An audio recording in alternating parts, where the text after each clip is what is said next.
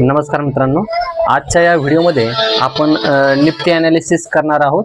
तर चला बघूया निफ्टी या पुढील वीकमध्ये काय असणार आहे. तर आता निफ्टी आहे सध्या 25,285, म्हणजे आज आहे 11 ऑक्टोबर.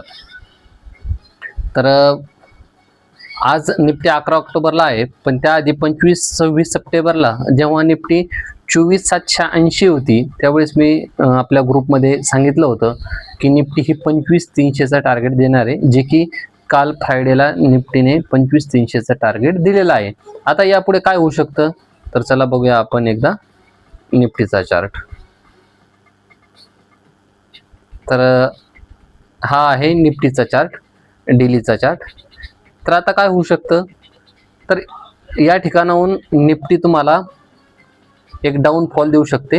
तर डाऊनफॉल हा जसा मागील काही दिवसात निफ्टी पडत होती त्या पद्धतीचा हा डाऊनफॉल नसणार आहे, कारण की आता या ठिकाणी निफ्टी ही बुलिश ट्रेंडकडे गेलेली आहे.